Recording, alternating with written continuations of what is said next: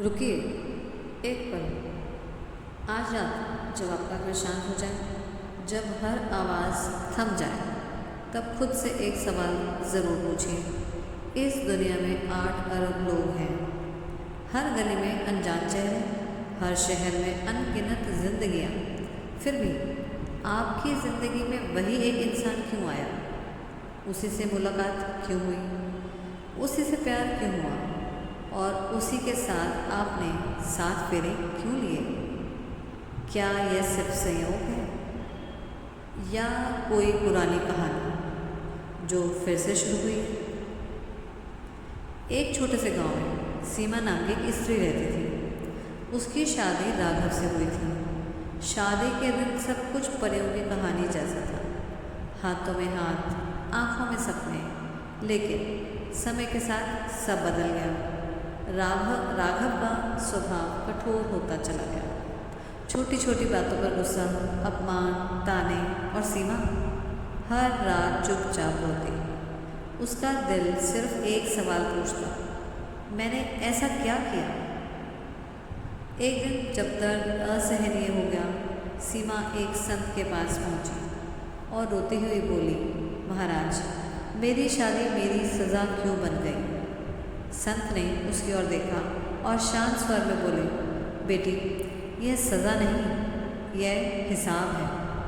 जब आप शादी के मंडप में बैठे थे, हाथों में हाथ था, आंखों में सपने थे, तब शायद आपने सोचा हो कि यह मेरी पसंद है, मेरा फैसला है। लेकिन अगर मैं आपसे कहूँ कि जिससे आप अपनी मर्ज़ी समझ रहे थे, वह असल में एक लिखी हुई पटकथा थी जो आपके जन्म से भी पहले लिखी जा चुकी थी। गरुड़ पुराण और हमारे प्राचीन कर्मशास्त्र कुछ ऐसा ही कहते हैं। वे कहते हैं कि विवाह कोई इत्तेफाक नहीं है, यह 2 आत्माओं का रोमांटिक मिलन नहीं है, यह 2 पुराने हिसाब किताबों का टकराव है, 2 अधूरे सौदों का पूरा होना है। आज हम उस सच्चाई की तरफ चलेंगे जो शायद आपको थोड़ा बेचैन कर दे, लेकिन जो आपके बहुत काम आएगी। आज हम जानेंगे कि आपका जीवन साथी सच में आपका जीवन साथी है या पिछले जन्म का कोई लेनदार है जो अपना कर्ज वसूलने आया है। यह वीडियो उन लोगों के लिए है जो अपनी शादी में खुश हैं, और ख़ास तौर उनके लिए जो घुटन में जी रहे हैं, जो रात को तकिए में मुँह छिपाकर रोते हैं और सोचते हैं, मैंने क्या किया, ऐसा क्या किया था जो मेरे साथ ऐसा हो रहा है। सबसे पहले उस झूठ को तोड़ते हैं जिसे हम पसंद कहते हैं। आज के ज़माने में हमारे पास डेटिंग ऐप्स हैं, मैट्रिमोनियल वेबसाइट्स हैं। हम तस्वीरें देखते हैं, प्रोफाइल पढ़ते हैं और हम सोचते हैं कि हम खुद फैसला ले रहे हैं। लेकिन अध्यात्म कहता है कि यह सब सिर्फ एक नाटक है।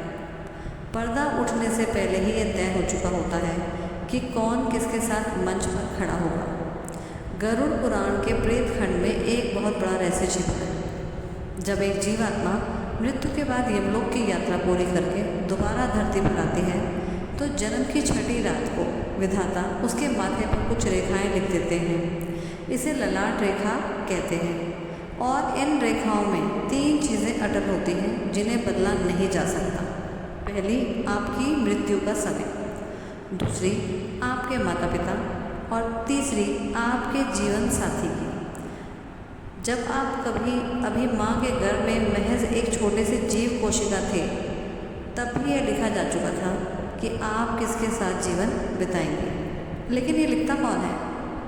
क्या ईश्वर ऊपर बैठकर लॉटरी निकालते हैं? नहीं, ईश्वर बहुत न्यायप्रिय है, वे पक्षपात नहीं करते। यह जोड़ा ईश्वर नहीं बनाता, यह जोड़ा बनाता है आपका खुद का ऋणानुबंध। यह शब्द ध्यान से समझिए।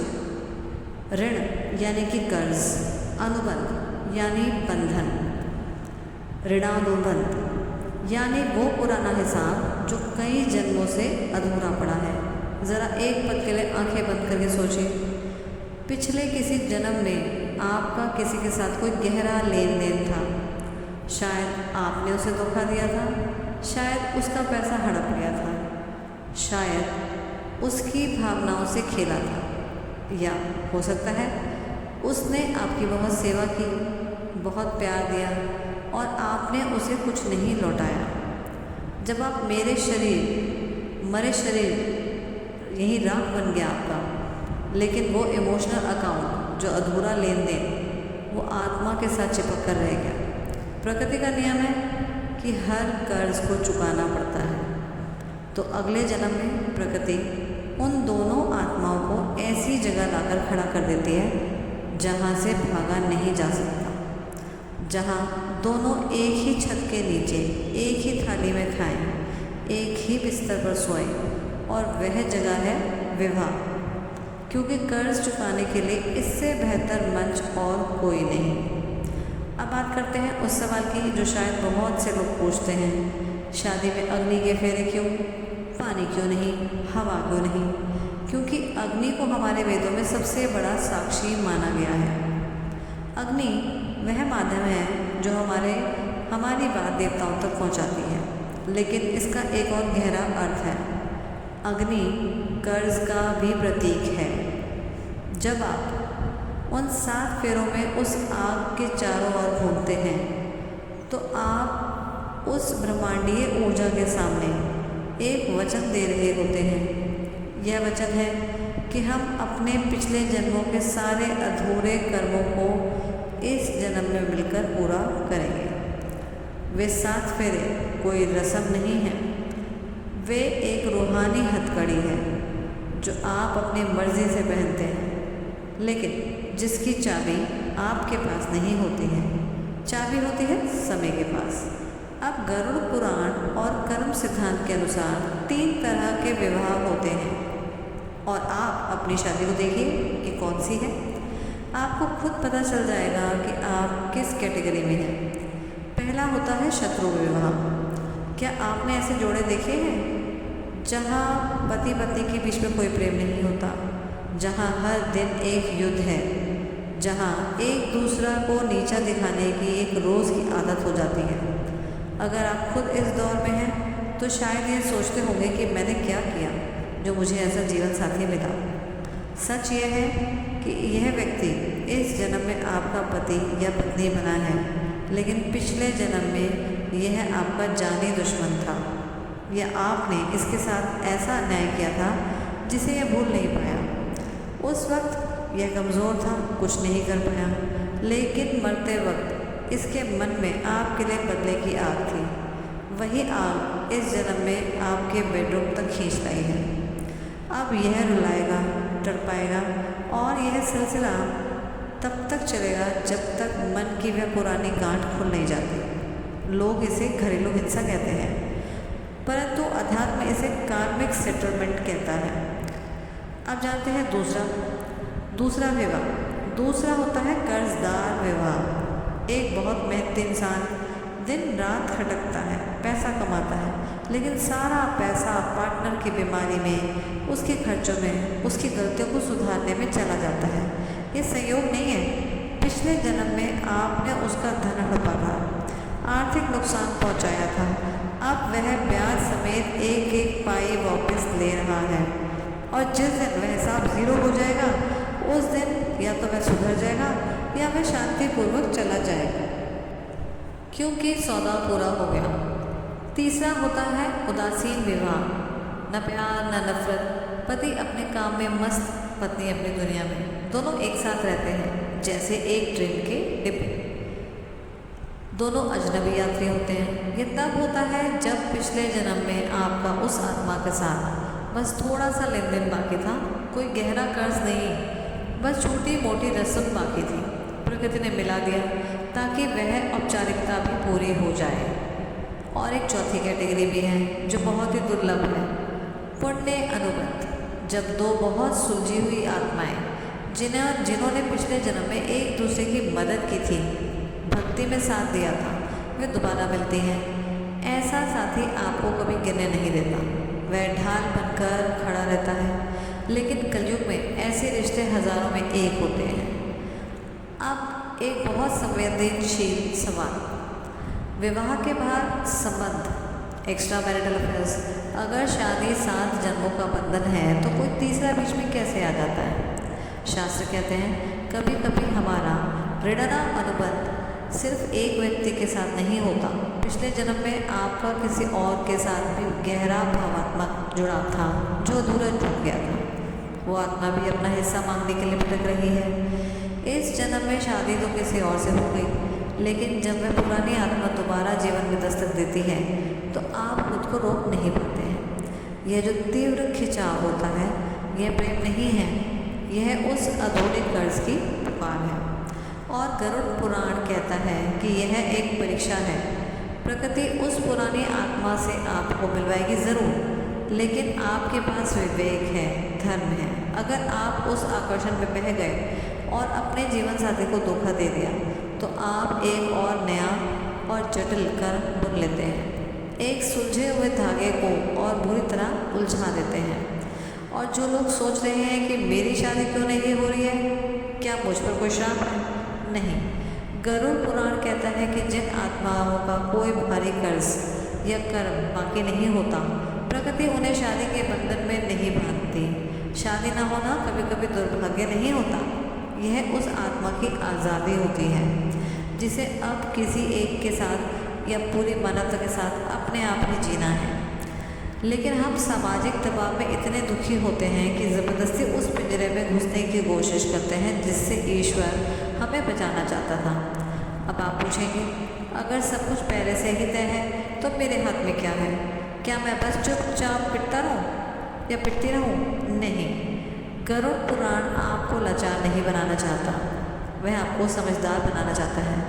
जब आपको पता चलता है कि सामने वाला इंसान बुरा नहीं है, बल्कि वह उस पुराने कर्ज की वसूली कर रहा है जो आपके द्वारा ही बनाया गया था, तो नज़रिया बदल जाता है। आप खुद को पीड़ित समझना बंद कर देते हैं। आप समझते हैं कि ये जो थप्पड़ मुझे पड़ा या जो मेरे को बेइज्जत किया गया, ये मेरी ही फेंकी हुई गेंद थी जो दीवार से टकराकर वापस मेरे पास ही आई है और तलाक गई। क्या वह समाधान है? कर्म का कानून कहता है कि अगर आप पाठ सीखे बिना क्लास छोड़ दें तो परीक्षा माफ़ नहीं होती। वह कर्ज आगे कैरी फॉरवर्ड हो जाता है। आप दूसरी शादी करेंगे, नया चेहरा मिलेगा, लेकिन वही पैटर्न रहेगा। आपने देखा होगा कुछ लोग 2-3 शादियाँ करते हैं, लेकिन हर बार वही धोखा, वही दर्द, क्योंकि चेहरा बदला, कर्म नहीं बदला। जब तक क्लास पास नहीं होगी, स्कूल बदलने से क्या फ़ायदा। अब बात करते हैं तलाक के उस दर्द से जो शरीर के किसी भी घाव से गहरा क्यों होता है। विज्ञान कहता है डोपामीन और ऑक्सीटोसिन हार्मोन्स की कमी से ऐसा होता है। अध्यात्म कहता है कि विवाह के समय 2 लोगों के सूक्ष्म शरीर आपस में जुड़ जाते हैं, उनकी ऊर्जा की नाड़ियाँ एक हो जाती हैं। परंतु जब अलगाव होता है तो वो कुछ ऐसा होता है कि जैसे 2 जुड़ी हुई चीज़ों को ज़बरदस्ती फाड़ा जाए। वह जो दर्द होता है वह आत्मा का घाव होता है, जिसे भरने में कभी कभी पूरा जीवन लग जाता है। तो इस कार्मिक चक्र को तोड़ने का क्या तरीका है? हमारे ऋषियों ने एक बहुत गुप्त लेकिन शक्तिशाली उपाय बताया है। वो है साक्षी भाव और क्षमा। सुनने में तो साधारण लगता है, लेकिन सबसे मुश्किल काम है ये। उस पति को माफ़ कर देना जिसने जीवन बर्बाद कर दिया, या उस पत्नी को दुआ देना जिसने समाज में जलील कर दिया। हमारा अहंकार तुरंत कहता है नहीं, मैं बदला लूँगा या लूँगी। लेकिन याद रखें, बदला लेने का मतलब है एक और नई चेन का शुरू करना, एक और नया जन्म, एक और नया दर्द, एक और नई कहानी। अगर आप वाकई इस बंधन से मुक्त होना चाहते हैं तो डोर काटनी होगी, और यह डोर नफ़रत से नहीं कटती। नफ़रत से वो और मजबूत हो जाती है। डोर कटती है उपेक्षा से, क्षमा से। आज आप एक काम करके देखिए। जब आपका जीवन साथी सो जाए तो उसके चेहरे को देखिए। उस वक्त वो शांत होगा, अहंकार सोया हुआ होगा। मन ही मन उससे कहिए कि मुझे नहीं पता हमारा पिछला हिसाब क्या था। हो सकता है मैंने तुम्हें बहुत तकलीफ़ दी हो, उसके लिए माफ़ करना। और इस जन्म में तुमने जो भी किया या मुझे जो भी दिया, उसके लिए मैं तुम्हें माफ़ करती हूँ। हमारा लेन देन पूरा हुआ, मैं तुम्हें आज़ाद करती हूँ और खुद को भी। जब आप ये भावना रोज़ भेजते हैं तो एक चमत्कार होता है। सामने वाले की आत्मा जो अब तक बदले की प्यास में छटपटा रही थी, उसे शांति मिलने लगती है। बिना एक शब्द बोले, बिना लड़ाई करे आप देखेंगे कि उसके व्यवहार में बदलाव आएगा, या वह शांतिपूर्वक आपके जीवन से दूर हो जाएगा। लेकिन इस बार कड़वाहट के साथ नहीं, मुक्ति के साथ। गरुड़ पुराण में एक और गहरा रहस्य है गर्भ संस्कार का।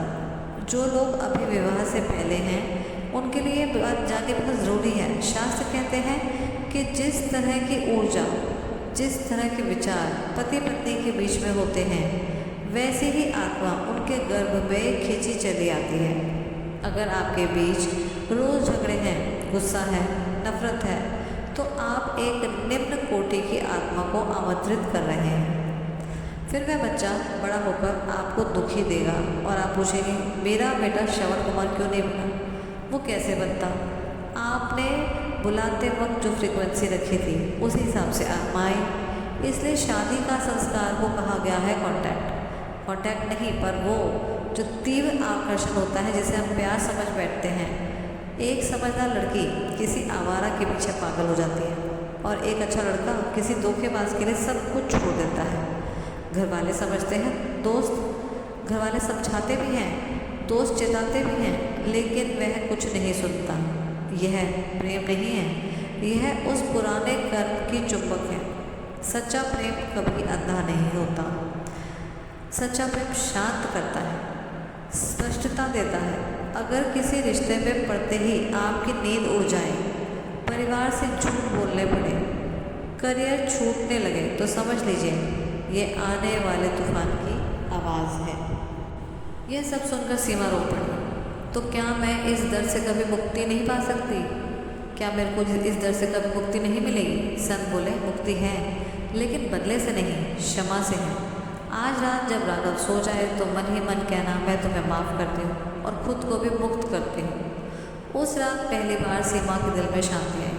धीरे धीरे राघव का व्यवहार बदलने लगा, क्योंकि कर्म की डोर ढीली होने लगी थी। याद रखिए, आपका जीवन साथी दुश्मन नहीं है, वह आपके ही कर्मों का आईना है। अगर आईना खराब दिखे तो उसे तोड़ने से नहीं, खुद को बदलने से सब ठीक होता है। तो बताइए, क्या आप मानते हैं कि शादी पिछले जन्म का कर्जा हो सकती है? और एक बहुत सुंदर उपाय जो हमारे पूर्वजों ने दिया है वो है दान और सेवा। अगर आपके वैवाहिक जीवन में कलेश या ऐसा कुछ है तो किसी कन्या का विवाह कराइए, किसी गरीब जोड़े की मदद कीजिए। जब आप दूसरों के घर बसाने की मदद करते हैं, प्रकृति आपका घर बचाने में लग जाती है। यह कोई अंधविश्वास नहीं है, यह ब्रह्मांडीय नियम है। जो आप देते हैं वही वापस मिलता है। क्या प्रारब्ध बदला जा सकता है? पूरी तरह नहीं, लेकिन हल्का ज़रूर किया जा सकता है। जैसे किस्मत में लिखा हो पत्थर से चोट लगेगी तो आप उसे टाल नहीं सकते, लेकिन अगर आप संभल कर चले, जूते पहने, तो वह पत्थर चुभेगा नहीं। गृहस्थ जीवन हमारे शास्त्रों में सबसे बड़ा तप है। जंगल में भाग जाना आसान है, वहाँ कोई टोकता नहीं, लेकिन घर में रहकर रोज़ की टकरार के बीच में ज़बान पर लगाम रखना, गुस्से को पीना और सामने वाले का भला सोचना, यह किसी हिमालय की तपस्या से भी कठिन है। अगर आपकी शादी किसी मुश्किल इंसान से हुई है तो उसे सज़ा मत दीजिए या उसे सज़ा मत समझिए, इसे परीक्षा समझिए। ईश्वर ने आपको ये कठिन प्रश्न पत्र इसलिए दिया है क्योंकि वह जानते हैं कि आप में उसे हल करने की काबिलियत है। जो अभी विवाह करने वाले हैं उनसे एक बार सिर्फ चेहरा देखकर, बैंक बैलेंस देखकर फैसला मत लीजिए। यह देखिए कि क्या उस इंसान के साथ आप शांत महसूस करते हैं, क्या उसकी मौजूदगी आपको बेहतर इंसान बनाती है। और ईश्वर से एक प्रार्थना ज़रूर करिए, हे प्रभु, मेरे जीवन में उसी इंसान को भेजना जो मेरी आत्मा की यात्रा में मेरा साथी बने, पैरों की बेड़ी नहीं। आखिर में यही समझना ज़रूरी है, कोई भी रिश्ता हमेशा के लिए नहीं होता। हम सब मुसाफिर हैं, एक सराय में मिलते हैं, कुछ वक्त साथ रहेंगे, फिर अपनी अपनी यात्रा पर निकल जाएंगे। आपका जीवन साथी, चाहे वह जैसा भी हो, वह आपके अपने कर्मों का आईना है। अगर आईने में चेहरा गंदा दिख रहा है तो आईना तोड़ने से कुछ नहीं होगा, अपना चेहरा साफ करना होगा। सेवा करिए, दान करिए, नाम जप करिए। जब पुण्य बढ़ते हैं तो बुरे कर्मों की आग अपने आप धीमी पड़ने लगती है। याद रखिए, सुहागरात सिर्फ शरीर का मिलन नहीं, प्राचीन काल में यह एक संस्कार की शुरुआत है। उस रात जो विचार, जो ऊर्जा आप दोनों के मन में होती है, वही आपके आने वाले कल को लिखती है। शादी कोई परियों की कहानी नहीं है, यह आग का दरिया है जिसमें डूब के जाना है। लेकिन जो इस आग में अपने प्रेम धैर्य को बचा कर ले जाता है, वही असली सोना बनकर बाहर निकलता है। अगर आज की इस बात में आपके मन को छुआ हो तो निराश मत होइए, खुश होइए, क्योंकि अब आप अंधेरे में नहीं हैं। अब आप जानते हैं कि ये सब क्यों हो रहा है, और जब कारण पता हो तो रास्ता खुद मिल जाता है। तो आज रात अपने सारे गिले शिकवे एक किनारे पर रख दीजिए। अपने पार्टनर को, चाहे वह पास हो या दूर, जिंदा हो या जा चुका हो, मन ही मन उसे माफ़ कर दीजिए। जिस पिंजरे में आपने उसे कैद किया है, उसमें आप भी कैद हैं। उसे आज़ाद करिए और खुद भी आज़ाद हो जाइए। कमेंट में ज़रूर बताइएगा कि आप ये मानते हैं कि जोड़े ऊपर से बनते हैं या हमारे कर्म द्वारा बनते हैं। अगर यह बात आपके किसी दोस्त या रिश्तेदार के काम आ सकती है तो उन तक ज़रूर पहुँचाइए। शायद यह नज़रिया किसी टूटती हुई उम्मीद का थोड़ा सहारा दे दे। जीवन बहुत सुंदर है जब इसे कर्मों के चश्मे से देखा जाए। शिकायतें खत्म हो जाती हैं, सिर्फ स्वीकार भाव रह जाता है, और जहाँ स्वीकार है वहीं ईश्वर है। अगले वीडियो में फिर मिलेंगे एक और ऐसे गहरे रहस्य के साथ। तब तक आप अपना ख्याल रखिए, अपने रिश्तों का ख्याल रखिए। नारायण।